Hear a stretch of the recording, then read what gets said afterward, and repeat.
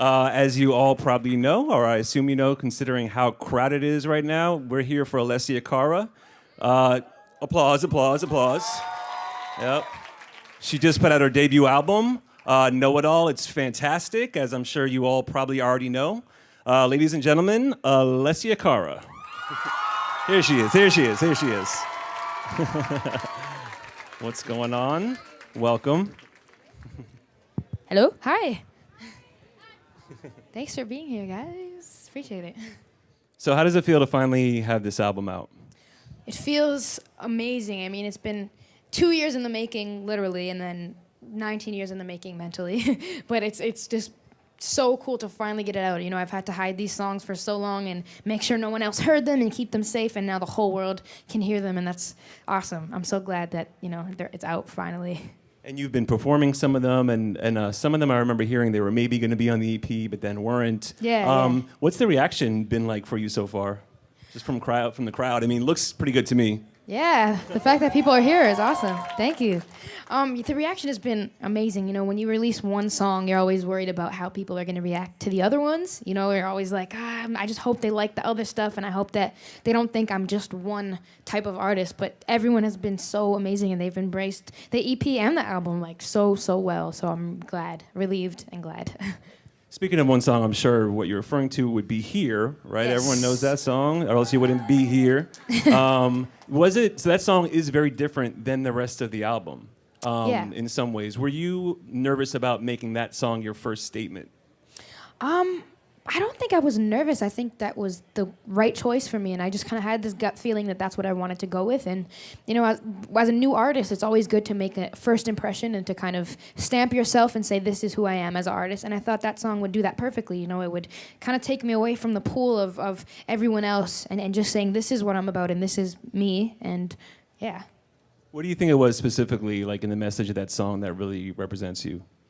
I think it's just me saying that I'm brave enough to say that, you know what, just because this is what everyone else is saying, that parties are so amazing. Because for those who don't know, I wrote a song about this party that I hated and I felt so uncomfortable at. So I really wanted to show a different perspective, and I wanted to say, like, this is me. And, you know, there are kids who don't enjoy stuff like this, and there are kids who don't feel like going to these places, and I'm one of them, and I'm not afraid to say that. And, yeah, that's just what it was about, pretty much.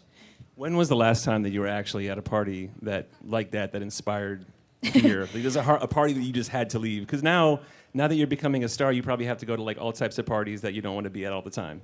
You know what, you'd think, but I think based on my song, people just don't invite me because they're just scared. I don't know. But I haven't been invited to one, which is good for me. But yeah, they just don't invite me anymore, which is good. I'm sure after this album, you're going to have to go to so many horrible parties. Oh, gosh. We'll probably have some Here part 2 and 3 and 4 and all. Right. Do you think it's important, or do you think one reason that the song has sort of taken off is that there's not a lot of songs out there? Most songs are kind of about celebration. You turn on the radio, it's about having a party. Yeah. It's not about not wanting to be at a party. Yeah, it's true. And I feel like at first it was kind of iffy for me because it is kind of like not a miserable song, but it's not very uplifting, and it's not very, you know, but it's just about making a statement and saying, you know what, this is my perspective, and no one ever talks about that one person who's not enjoying themselves, you know, and if people can write about heartbreak and sad stuff, why can't I write about not having fun at a party? I think that you can write about anything and make anything, you know, into a song, so I thought, why not? It's a cool perspective.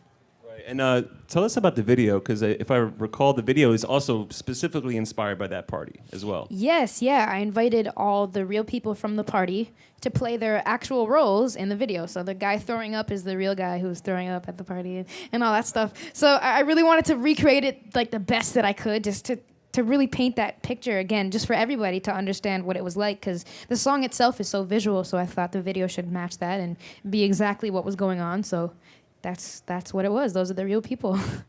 And how do you think it's different from the rest of the album? I think conceptually it fits in perfectly. Because it's just, you know, the whole album, I think, is about youth and growing up and what that's like. And there's themes of rebellion, there's themes of vulnerability, and I think Here fits in perfectly with that. But I think sonically it stands out because it has this 90s kind of trip-hop vibe that really inspires me, and it's part of one of my influences. But I think the whole album in general is just really sonically different, and the thing that keeps it cohesive is the concept. But sonically, it's kind of everywhere. There's like bits of trip hop, there's like old school, there's ballads, there's pop, there's like everything.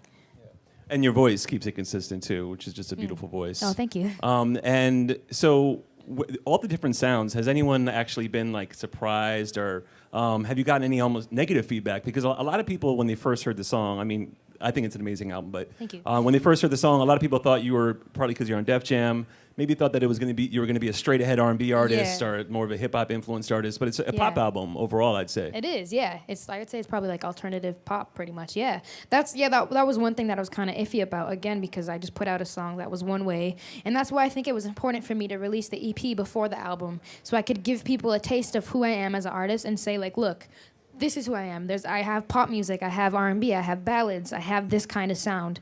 So, it's not like I just had one song and then I released an album of 13 songs that are completely different. I didn't want to shock people like that. I just wanted to show people ahead of time, like, this is who I am, before I release the big guy.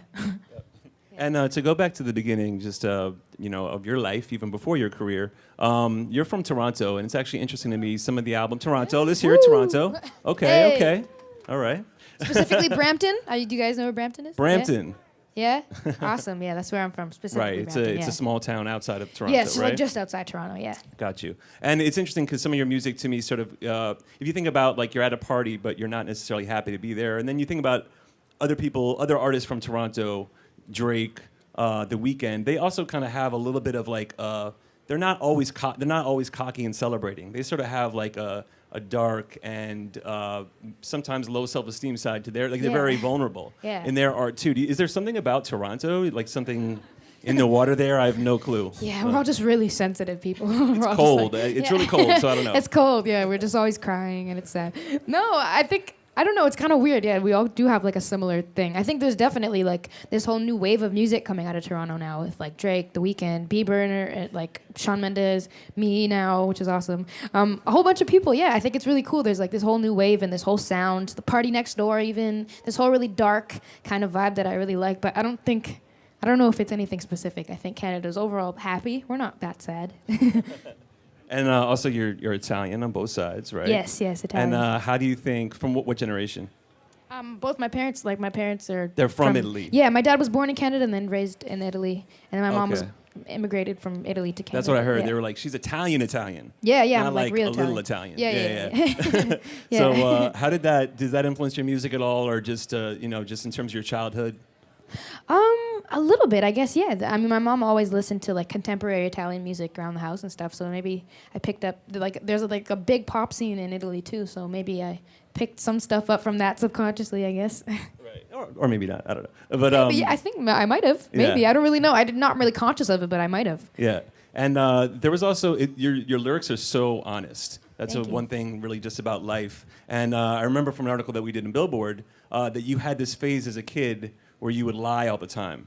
Yeah. You would make up crazy Yeah, stories. Can I you tell would. us about that? Yeah, I don't know why I did this. I don't have an answer, but I would lie all the time. I would make up stories. I loved I guess I loved the idea of entertaining people. I always loved being an entertainer, and I guess I hadn't really discovered singing yet.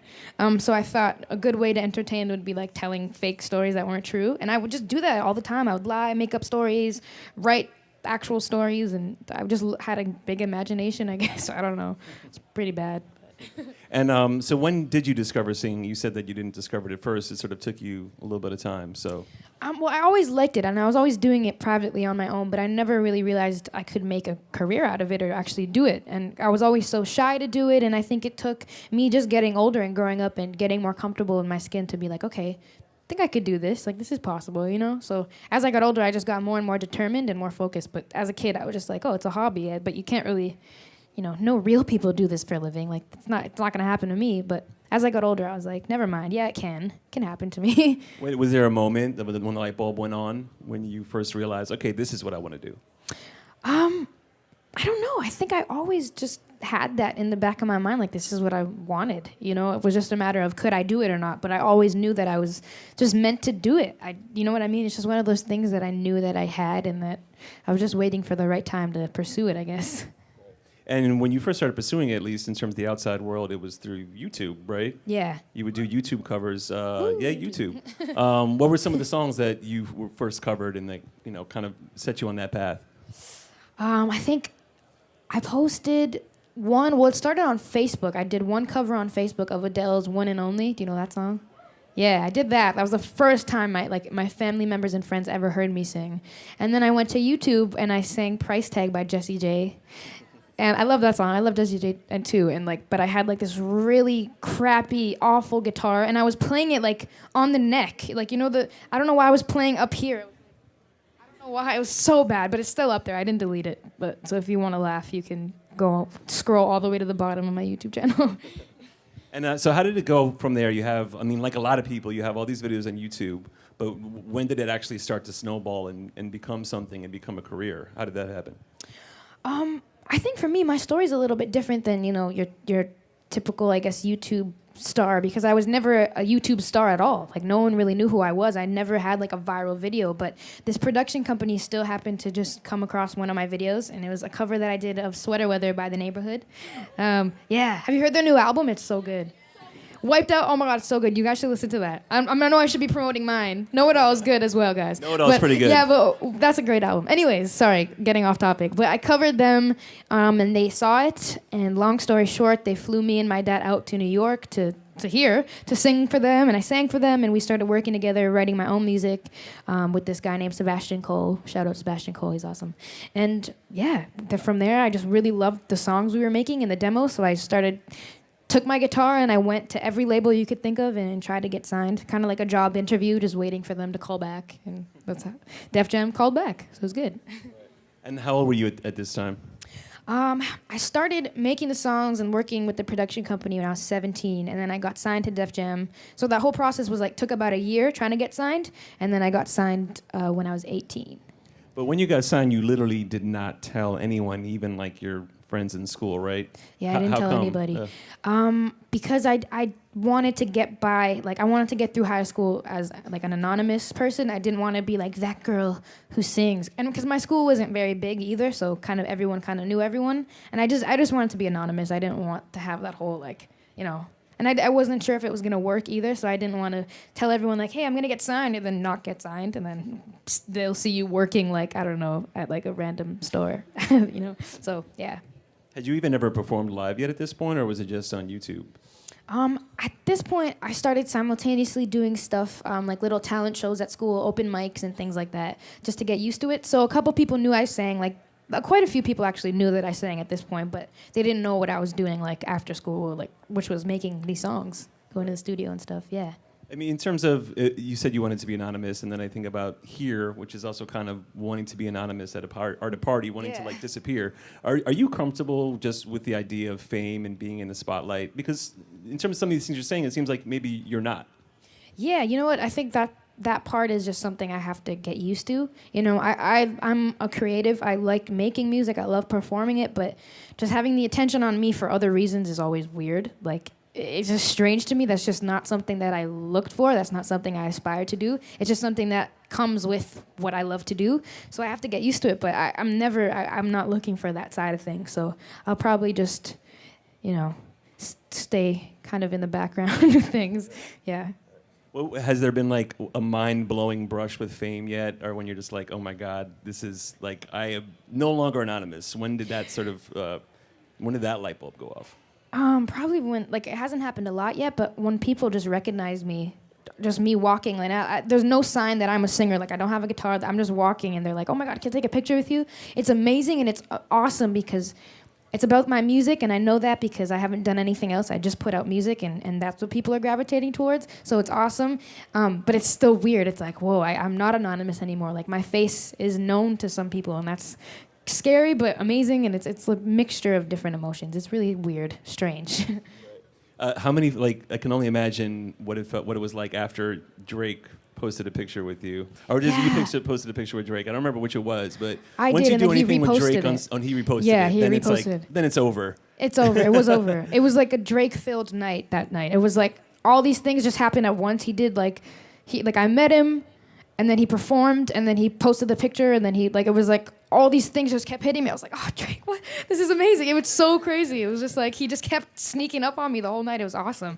I love him. I'm such a big fan of his, and I guess he knew that because I called him out in every interview possible until he met me. So I guess he just initiated the meeting, and he was great to meet you. I'm a fan. I don't know if he was or not. Maybe he just lied. But he's awesome, so I'll take it. And then he posted the picture of us, which is so cool. I really, really like him. He's a great guy. You can't even tell that he's like Drake when you meet him. He's just like Drake. And another huge person. I mean, he's kind of like the king of music in some ways, and the queen. Yeah. There, no offense to any Beyonce fans out there, but maybe right now is Taylor Swift, Uh-oh. and Adele's about to have an album too. Uh-oh. But Taylor Swift also was a big co-signer of your career early on. Like she tweeted about you, and that got you a ton of attention. What was that like? That was awesome. She's so cool, and I feel like she's one of like the best songwriters and just one of the smartest people I think in the industry. With everything she does, she's so calculated and smart and obviously talented and so nice. So when I met her, I was like, is she gonna be as nice as like I think she is? And she was 10 times nicer than I ever thought. She's incredible. It was so crazy. Oh my gosh, that was like the best night ever. Best Halloween ever, I would say. Was it on Halloween? It was. Were you like, It is this was. a prank? A Halloween Yeah, prank? Oh my Halloween God. prank. No, Yeah. it was real. Very much reality. It was awesome. It wasn't someone dressed as Taylor Swift. It was actually Taylor Swift. No, it was actually Taylor Swift. Right, Taylor cool. Swift dressed as Olaf, if you guys must know, from Frozen. Yeah. And so to bring it back to the album, you called it Know It All, which I actually thought was kind of a funny title for you because you're usually not you're not a know-it-all. You're kind of like unassuming. You don't act like you know it all. But so why did you call it that? I think that's kind of a sarcastic / ironic title for the album. And when I was trying to come up with a name for it, I was listening to all the songs, and I was trying to think what's like the common thread between all these songs. And I was thinking about it, and I think this album is very much an album about, like I said before, growing up. And with that comes themes of rebellion and vulnerability and confusion. And just me as a teen sometimes, I like to think that I know how life goes. And I'm like, no, I got this. Like, this is me. And I'm so stubborn sometimes, and I have all these opinions of how things are. And then I find out very quickly that that's not how they are at all, and I know absolutely nothing. So this is basically me just saying, here's a collection of 10 songs, and this is what I think I know about life, but I really don't know. But here, you can listen to it and take my opinion, and this is what I've learned, I guess, so far, or what I think I've learned. So it's kind of a sarcastic-y little title, like, I'm a know-it-all. And it actually comes from a line in my song called 17 that says, hey, thanks, that says, I'm a know-it-all, I don't know enough. So I think that line just sums up my whole life and the whole album. It's like, I'm a know-it-all, but I really don't know enough yet. That makes sense. Who are some of the artists that influenced the album? I think probably artists that have indirectly influenced. Like, I didn't try. I really wanted to make this album different from my influences because I didn't want to be cast as like, oh, you're like this person, especially because I'm new. But I think subconsciously again, or maybe indirectly influenced just everyone that I listen to, whether it's Amy Winehouse, who's a huge influence on me, I love her, or Drake, or Ed Sheeran, or Frank Ocean, all these amazing songwriters that are just so visual. I like visual writing, and I love clever writing. Taylor Swift is great at that too. So yeah, just a mixture, I guess. Different people. And Amy Winehouse is actually your favorite artist I've read, right? Yeah, she's my favorite. I love her. Did you get to see the documentary on her that came out this year? Yes, I saw it twice. Me too. So sad. It is so sad. You saw it twice too? Yes, I did. Did you notice things from the second time around that you didn't notice the first time? Absolutely. That's but how I was. Both times I still cried. Yeah. Oh, you cried? I didn't cry. I've never cried to a movie before. Fun fact. Really? I don't know why, but I felt sad. I just didn't actually shed tears. When is the last time that you cried? Probably like a few days ago for something stupid. Like, I don't know. I don't even remember. Probably like, oh, I'm so overwhelmed. I'm so frustrated. Well, like nothing. Yeah. How often do you feel overwhelmed about everything that's happening? Quite often. I'm not gonna lie. I think again, just going from someone who did absolutely nothing and just stayed in her room all the time to somebody who's now traveling the world, literally, and never home, and just becoming this person with a voice and somewhat of a public figure, that can be scary. But I think it's more amazing than anything. And the good outweighs the bad, thankfully, which is great. And this is why I'm still doing it. Why I'm still having fun doing it. And you've gotten to travel the world. What's your favorite place that you've been to? Oh my gosh, so many. I love Miami, which is kind of random, but I love it. And what else? I love Paris as well, even though right now things are, not doing very. I was actually just there, which is so sad. I can't believe. It's just heartbreaking. Yeah, I was just there. It's insane. But it is one of the most beautiful places, and that's why it's so sad to see that. It's like, oh my gosh. You think it's such a, peaceful, beautiful place, and sad. Anyways, yeah. I think especially for everyone like in the music industry, the fact that a lot of it was at a concert hall, Yeah. is like just makes it hit home even more. It's scary, yeah, because you could have been playing there, number one, and number two, I can imagine just feeling for the people playing there. Like, you might, like, I feel like I would take responsibility for that almost, even though it's not their fault. Like, I feel like if I was playing there, I'd feel like, oh my gosh, it's sad. It's very sad, but I'm praying for them, and life goes on. We just gotta hope for peace and hope people just figure out that, they gotta be happy and love each other. Yeah, I'm definitely really curious about your next album because this album is so based on kind of youth and growing up, and you are, growing up really fast and just seeing these entirely new experiences. So I'm very curious about what your next album is going to sound like, and if it's still going to be sort of inspired by your youth or inspired by what you've been through over the past couple year. So for next, I'm already thinking about it, to be honest. I know it's so weird because I just put out this one, but I guess it's a natural thing to think about the next. But I don't really know. I'm not really sure what I want it to be. It'll probably be, this is about this phase in my life, and the next one will probably be about that, whatever phase that is. So either I'll go through like a horrible heartbreak and it'll be like sad, or maybe I've did figure stuff out about life and I want to share that. So it'll be really know-it-all, or I don't know. I guess we'll get back to that in like a couple months. I'm excited for that. So we're actually going to move on to audience Q&A. Yeah. Hi, Alessia. Hi. You're an amazing songwriter, Thank you. obviously, as we all know. And I love to write songs myself, but I feel as though anytime after I write a song, I just I go through like this state of like, oh, this is terrible. Like, why did I even write this? This is so generic. I hate it. So I was wondering, do you feel that too? And if so, how do you get over it? Oh my goodness, all the time. I'm the worst. I think, yeah, all the time. I always think that. It's weird because I only just started writing songs like 2 years ago. I was never that person who was always writing songs. And I remember the first song I ever wrote by myself was Four Pink Walls, the one on the album and on the EP. And I was so nervous to do it. I was like, this is going to be so bad. And when I did it, I wrote it like on a crappy ukulele, and it sounded so bad.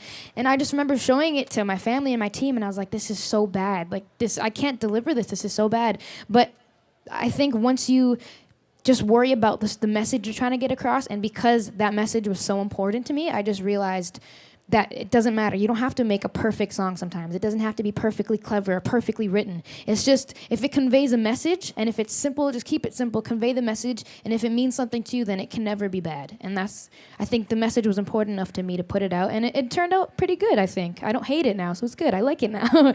And the production worked out, and it's just simple, and just get your message across and make sure it means something. That's all I can say. But there's never going to be a time where you're going to be perfectly confident. I think it's just a natural thing as songwriters or as perfectionists to be like, oh, this is bad. But don't worry about it. I'm sure it's great. So thank you for your question.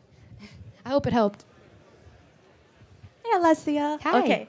So, did you have any fear of rejection when releasing your songs? Because since your songs portray such truthful lyrics and have a different personalities that most fans are not used to seeing famous people have, did you have any fear of rejection that people are going to be like, oh, this is different, maybe it's a different I don't really like, did you have a fear of that? I guess a little bit at first, but then I just realized different is good. And there's so many new artists now that are showing that, and it works because it's themselves, you know what I mean? And I felt like it didn't matter to me at that point because I just had so much I wanted to say, and I'm too stubborn to not say it. So I said, let me just do it. And if people like it, they'll like it. And if not, at least it was myself. I would rather put out something that was honest to me than conform and just make up something that I didn't like and put that out and be loved for it, So I just thought it was right in my heart to do that. So yeah, hope that answered your question. Hi, Alessia.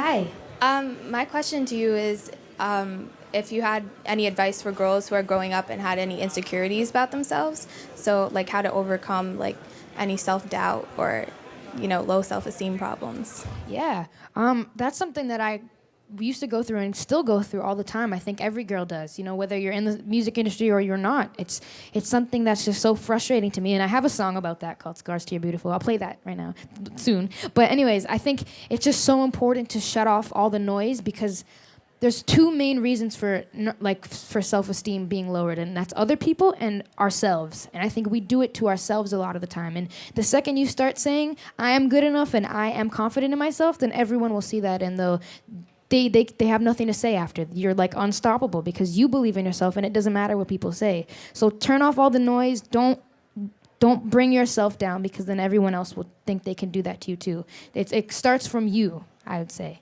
So yeah. Hey there. Hi. As a Canadian artist, do you feel that you face some barriers that non-Canadians don't face? And if you did, how did you overcome them and make it to the mainstream world? Good question. Yeah, I think a lot of the time people believe that, if you're Canadian, you have to go to you have to move far away, like to LA or New York to make it or something. And I'm glad that I didn't have to do that. And I think social media is really breaking those barriers and putting stuff online, because now location doesn't really matter anymore. Your music can be from anywhere, and I'm glad. And I also think Canadians are kind of like the underdogs a little bit. We have a lot to prove. So, if you hear, oh, you're Canadian, I feel like I have to prove myself a little bit more. But I'm glad that once I do, people are shocked about it and they're happy. And I'm just glad that things are kind of changing for us Canadians. It's good. Yeah.